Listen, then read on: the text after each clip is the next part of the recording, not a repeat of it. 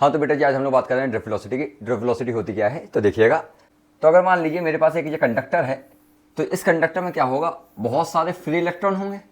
ठीक है, इस तरीके से there are n number of free electron. ठीक है, तो इन इलेक्ट्रॉन के पास क्या होती है, कुछ थर्मल एनर्जी होती है। उस थर्मल एनर्जी की वजह से they keep on moving in the random direction.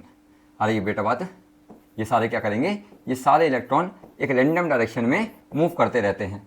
आ रही बात, विथ ऑल पॉसिबल वेलोसिटी। मान लीजिए ये मूव कर रहा विथ वेलोसिटी u1, ये कर रहा with u2, with u3 and so on. आ रही बात कि रैंडम डायरेक्शन में ये मूव करते रहते हैं। अब सुनिएगा, एक कंडक्टर के अंदर क्या होता है, there are n number of electron, बहुत सारे इलेक्ट्रॉन होते हैं। तो क्या होता है, इनका अगर मैं इन सारी वेलोसिटीज का अगर मैं एवरेज निकालूं तो वो एवरेज क्या हो जाता है, जीरो। देखिएगा, अगर मैं u1 plus u2 plus u3 plus dash dash dash up till un करूं और एवरेज निकालने के लिए मैं अगर n से डिवाइड कर दूं तो ये जो चीज आएगी तो this will be equal to zero. ऐसा क्यों कह रहे हैं, देखिएगा कि अगर मान लीजिए बहुत सारे इलेक्ट्रॉन है, तो एक इलेक्ट्रॉन अगर इस पर्टिकुलर डायरेक्शन में मूव कर रहा तो कोई दूसरा इलेक्ट्रॉन होगा जो क्या कर रहा होगा, इसके अपोजिट डायरेक्शन में कुछ इस तरीके से मूव कर रहा होगा। आ रही बात, तो ये इसको न्यूट्रलाइज करेगा। ऐसे ही अगर ये यहाँ पे मूव कर रहा है तो ये वाला इसको न्यूट्रलाइज करेगा। ये इधर मूव कर रहा है, ये इधर मूव कर रहा, तो ये दोनों एक दूसरे को न्यूट्रलाइज करेंगे। तो एक कंडक्टर के अंदर बहुत सारे इलेक्ट्रॉन होते, बहुत सारे इलेक्ट्रॉन क्या करते हैं, कोई एक इलेक्ट्रॉन किसी दूसरी इलेक्ट्रॉन की वेलोसिटी को कैंसिल कर रहा होता, जिसकी वजह से इसका एवरेज वेलोसिटी क्या आती है, जीरो। वही मैंने लिखा है, the average of this thermal velocity will be equal to zero. इतनी बात समझ में आ गई। अब क्या कर रहा है, सुनिएगा, मेरे पास क्या है, फिर से एक कंडक्टर है। अभी वो वाला जो बिहेवियर था वो था in absence of the electric field, यानी कि इसमें मैंने कोई भी इलेक्ट्रिक फील्ड अप्लाई नहीं करी थी। ठीक है, अब इस कंडक्टर में हम लोग क्या कर रहे हैं, एक एक्सटर्नल सोर्स का यूज करके एक इलेक्ट्रिक फील्ड यहां पे अप्लाई कर रहे हैं। इतनी बात आ रही है। तो ये पॉजिटिव, ये नेगेटिव, तो इस तरफ जो टर्मिनल पे चार्ज आएगा दैट विल बी पॉजिटिव, और ये आ जाएगा क्या, यहाँ पे नेगेटिव। आ रही बात है। अब इसके अंदर जो भी इलेक्ट्रॉन होंगे, ठीक है, क्योंकि अब इलेक्ट्रिक फील्ड अप्लाई कर दी है, तो all of this electron will be aligning themselves towards the positive terminal. Electron पे चार्ज क्या है, नेगेटिव होता है, तो ये पॉजिटिव की तरफ जाने की कोशिश करेंगे, यानी कि कुछ ऐसे मान लीजिए। ठीक है, ये सारे इलेक्ट्रॉन क्या करेंगे, इस तरीके से मूव करने की कोशिश कर रहे होंगे। क्यों कर रहे होंगे, समझ में आ रही बेटा बात, क्योंकि हमने अब एक्सटर्नल इलेक्ट्रिक फील्ड अप्लाई करी। इलेक्ट्रिक फील्ड का डायरेक्शन हमेशा क्या होता, पॉजिटिव से नेगेटिव की तरफ होता है। तो ये एक फोर्स एक्सपीरियंस करेंगे in the opposite direction, that will be equal to QE। Electrostatic में अपन लोगों ने पढ़ा है, फोर्स यानी कि इलेक्ट्रिक फोर्स को दिया जाता है बाय द एक्सप्रेशन Q, मतलब charge multiplied by the electric field. उसका डायरेक्शन कुछ ऐसा होगा। इतनी बताइए बेटा। अब सुनिएगा, न्यूटन ने अपनी सेकंड लॉ में क्या बताया था, न्यूटन ने अपनी सेकंड लॉ में बताया F is equal to ma, यानी कि जब भी फोर्स लगेगी तो वहां पे एक्सेलरेशन होगा। ऐसे ही काम इलेक्ट्रॉन के साथ हो रहा। इलेक्ट्रॉन, मान लीजिए इस इलेक्ट्रॉन की बात कर रहा है, इस इलेक्ट्रॉन में फोर्स लगी तो ये एक्सेलरेट करेगा। आ रही है, क्यों करेगा, because of the electric force. तो अपन लोग एक एक्सप्रेशन अपन लोगों ने ये लिखा। ऐसे ही दूसरा अगर फोर्स के लिए लिखें तो क्या है, QE।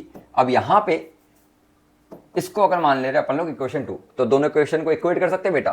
तो यहां से अगर मैं लिखूं तो ma बराबर क्या होगा, QE, और यहां से अगर एक्सीलरेशन देखेंगे तो this will be QE by m। अब यहाँ पे Q क्या है, चार्ज, तो चार्ज ऑन द इलेक्ट्रॉन अगर मैं लिखूं तो क्या होगा, E बाय m। इतनी बताइए बेटा।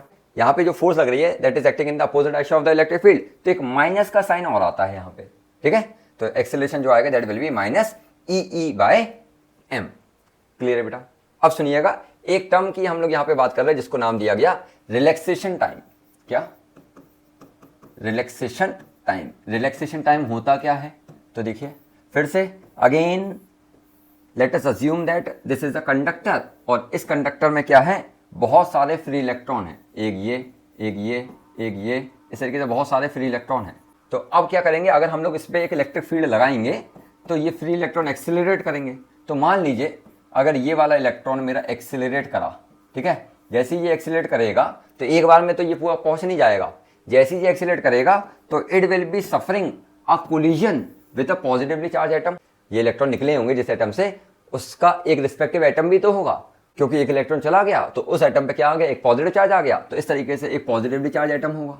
तो जैसे ही इस पे फोर्स लगेगी, ये फोर्स की वजह से क्या करेगा, एक्सीलरेट करने की कोशिश करेगा, लेकिन जैसे ही ये एक्सीलरेट करेगा तो ये एक कोलिजन सफर करेगा with this positively charged atom. Clear है। जैसी कोलिजन होगा तो यहाँ पे वेलोसिटी जीरो हो जाएगी और डायरेक्शन इस इलेक्ट्रॉन का लॉस्ट हो जाएगा। क्लियर है। अगेन क्योंकि यहाँ पे इलेक्ट्रिक फील्ड कंटिन्यूअसली एक्ट कर रही है, तो जैसे ही इलेक्ट्रॉन यहाँ से आगे बढ़ेगा फिर से वो एक्सीलरेट करने की कोशिश करेगा। और जैसे ही एक्सीलरेट करने की कोशिश करेगा it will suffer collision again with a positively charged atom, तो this is the second collision. तो हम बोल सकते हैं ये दो सक्सेसिव कोलिजन हुए। इन दो सक्सेसिव कोलिजन के बीच में क्या हुआ, जो इलेक्ट्रॉन था वो एक्सेलरेट कर रहा था। तो जितने टाइम के लिए वो इलेक्ट्रॉन एक्सेलरेट करेगा बिटवीन टू सक्सेसिव कोलिजन, उस टाइम को नाम दिया जाएगा रिलैक्सेशन टाइम। तो रिलैक्सेशन टाइम होता क्या है, तो it is a time for which the electron is accelerating between two successive collision under the influence of the electric field. इतनी बताइए। तो मान लीजिए इस इलेक्ट्रॉन का जो रिलैक्सेशन टाइम था उसको डिनोट कर रहा है बाय सिंबल टाउ और सफिक्स में 1 लिख दिया। कोई दूसरा इलेक्ट्रॉन है उसका रिलैक्सेशन टाइम है टाउ 2, तीसरा इलेक्ट्रॉन है उसका रिलैक्सेशन टाइम है टाउ 3। तो अगर मैं इन सब का एवरेज निकाल दूं तो tau 1 plus tau 2 plus tau 3 dash dash dash up till tau n, अगर मैं n से डिवाइड कर दूं तो ये मेरे पास आएगा क्या, एवरेज रिलैक्सेशन टाइम। क्या, तो this will be the average relaxation time. इतनी बात आई बेटा, ठीक है, जो कि यहाँ पे क्या है, दिस टाउ। इतना बात समझ में आई। अब सुनिएगा, जैसे हमने इलेक्ट्रिक फील्ड लगाई इलेक्ट्रॉन एक्सीलरेट करने लगे। अब इलेक्ट्रॉन एक्सीलरेट करेंगे तो कुछ फाइनल वेलोसिटी एक्वायर करेंगे। तो मान लीजिए जो पहला इलेक्ट्रॉन था उसने कुछ फाइनल वेलोसिटी एक्वायर करी v1, दूसरे इलेक्ट्रॉन ने एक्वायर करी v2, तीसरे ने एक्वायर करी v3 एंड सो ऑन, और n वाले इलेक्ट्रॉन ने वेलोसिटी एक्वायर करी vn। तो अगर मेरे पास इनकी वैल्यू आए तो कुछ काम बनेगा। अब इसको कैसे निकालें, तो हम लोग क्या करेंगे, ये v1 v2 v3 and vn को डिटरमाइन करने के लिए फर्स्ट इक्वेशन ऑफ मोशन का यूज करेंगे। पहली इक्वेशन ऑफ मोशन होती क्या है, तो v is equal to u plus at। अब देखिए पहले इलेक्ट्रॉन के लिए बात कर रहे हैं तो हम इसको ऐसे ले सकते हैं, u1 नीचे वेलोसिटी याद है बेटा, यहां पे इन सब की नीचे वेलोसिटी क्या थी, u1 u2 u3 रिस्पेक्टिवली इस तरीके से थी। तो वही बोल रहे हैं कि अगर मैं यहां पे बात करूं, ठीक है, v1 will be equal to क्या होगा, u1 प्लस एक्सेलरेशन, और इसका कितने टाइम के लिए एक्सेलरेट कर रहे थे उसको बोला था रिलैक्सेशन टाइम, तो इसका रिलैक्सेशन टाइम है टाउ 1। सिमिलरली अगर v2 की बात करेंगे u2 plus a tau 2, v3 की बात करेंगे u3 plus a tau 3 and vn की बात करेंगे तो un plus a tau n। इतनी बताइए। अब बात आती है ड्रिफ्ट वेलोसिटी होती क्या है, देखिएगा। तो drift velocity is nothing but it is the average of these velocities, यानी कि v1 v2 v3 up till vn, और इसको मैं अगर n से डिवाइड कर दूं तो इन सब वेलोसिटी का एवरेज बनेगी कि यहां पे क्या, ड्रिफ्ट वेलोसिटी। इतनी बताई।